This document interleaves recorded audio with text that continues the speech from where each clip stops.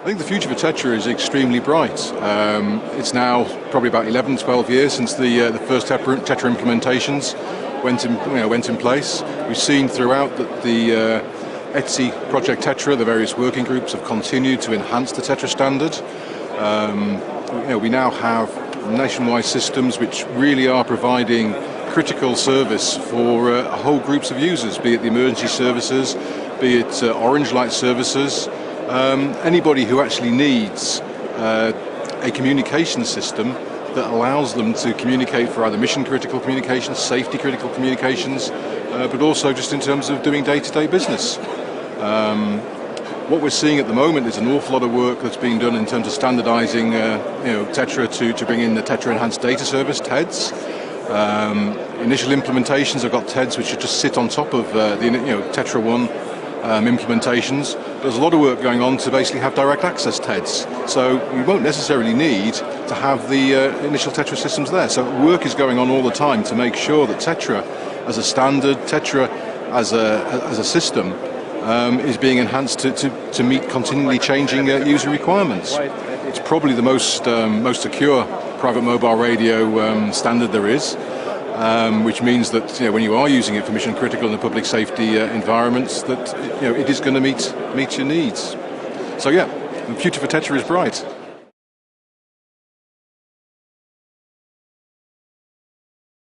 I'm actually doing a presentation tomorrow, and the title of the presentation is "Will there ever be a better mission critical system than TETRA?" I think if you look out around the world at the other technologies that are out there, TETRA beats them all hands down. One of the great benefits of TETRA is the fact that we have a whole host of suppliers and manufacturers. You just look around the TETRA World Congress here, and you can see manufacturers who are making infrastructure, manufacturers who are making terminals, and that sort of competition, it both drives the cost down, which is in the current day and age is very, very important, but it also brings innovation in, as the manufacturers and suppliers try to outdo, I suppose is one phrase, but they try to get the little hooks into their own products that mean that they can actually sell to as wide a marketplace as possible.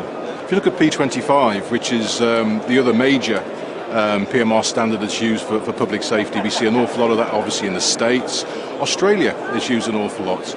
I personally feel that P25 is less feature-rich than TETRA.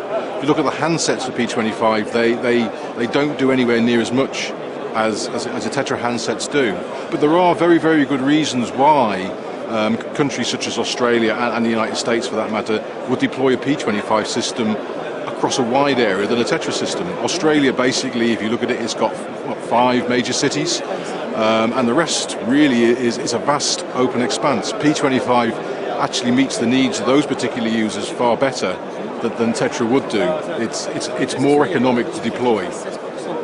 But as standard, TETRA is certainly more feature-rich, and I don't think there will ever be a better mission-critical radio system than TETRA.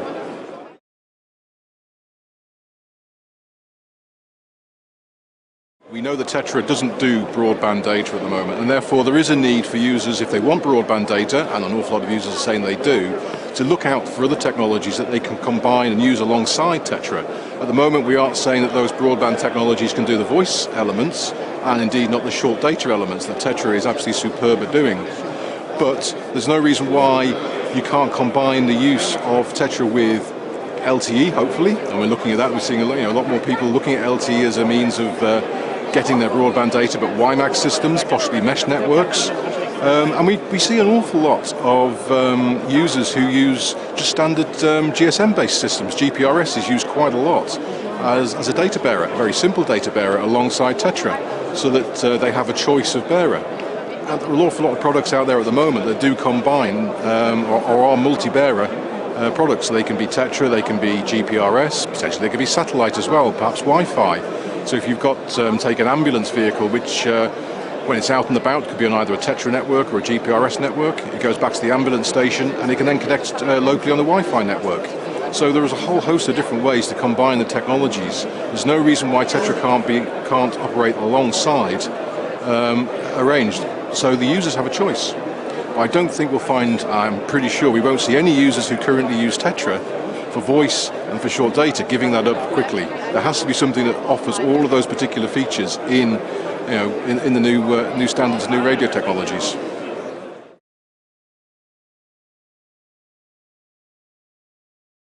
Well, TETRA World Congress, I've been coming to TETRA World Congress since the very first one in Berlin in 1990 something, probably 1999. I've been to all of them since.